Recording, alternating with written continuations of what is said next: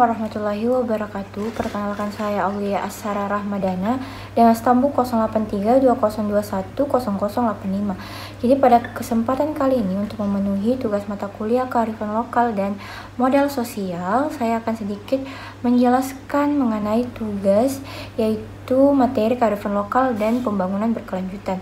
Berikut penjelasannya.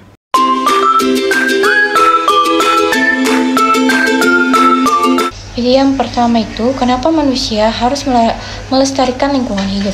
Jadi manusia harus melestarikan lingkungan hidup karena lingkungan alam itu dapat memberikan sumber daya yang ternilai bagi kehidupan manusia. Selain itu, pelestarian lingkungan juga sangat penting dalam menyelamatkan dan membantu hewan dan tanaman karena kita semua bergantung satu sama lain untuk eksistensi. Menjaga lingkungan hidup juga akan menawarkan udara yang berkualitas baik yang memiliki manfaat sosial, ekonomi, dan lingkungan. Dalam hal ini akan meningkatkan pariwisata, mengurangi biaya perawatan, kesehatan, dan mengurangi erosi bangunan dan trotoar. Secara sosial dapat menurunkan prevalensi penyakit peredaran darah dan paru-paru dan juga meningkatkan kualitas hidup warga. Secara lingkungan ini menjaga kualitas air dan melestarikan ekosistem perairan dan keanekaragaman hayati.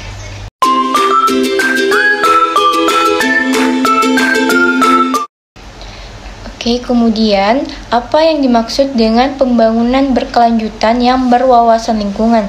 Jadi, pembangunan berkelanjutan yang berwawasan lingkungan adalah upaya sadar dan berencana dalam menggunakan serta mengelola sumber daya secara bijaksana dalam pembangunan yang terencana dan berkesinambungan untuk meningkatkan kualitas hidup.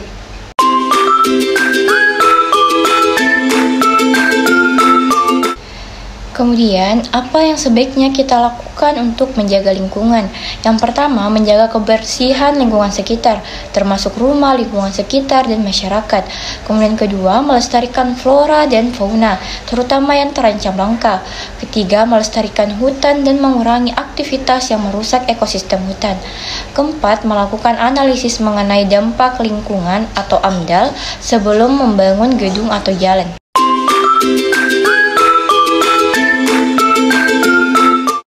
Pembangunan berkelanjutan berwawasan lingkungan dikatakan berhasil jika telah mewujudkan situasi yang seperti apa.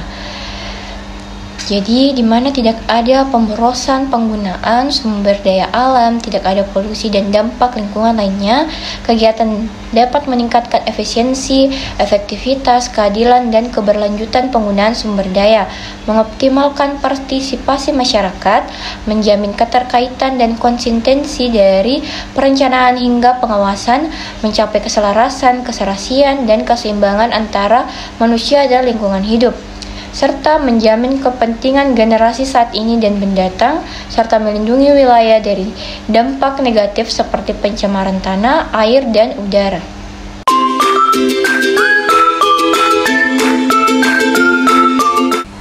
Kemudian, ciri pembangunan berkelanjutan berwawasan lingkungan.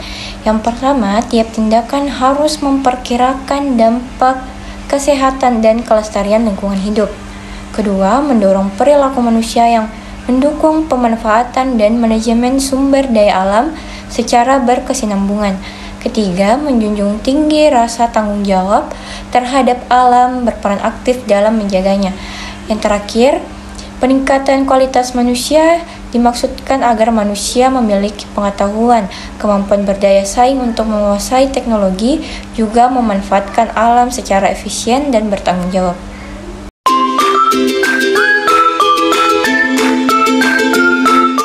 Pertanyaan terakhir, apa kunci keberhasilan partisipasi komunitas? Yaitu melibatkan masyarakat secara aktif dalam pengambilan keputusan yang berpengaruh pada kehidupan mereka, mulai dari perencanaan, pelaksanaan, pemantauan, hingga evaluasi program.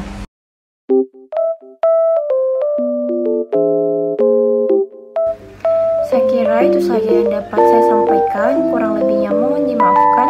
Wabillahi taufiq wal hidayah. Wassalamualaikum warahmatullahi wabarakatuh.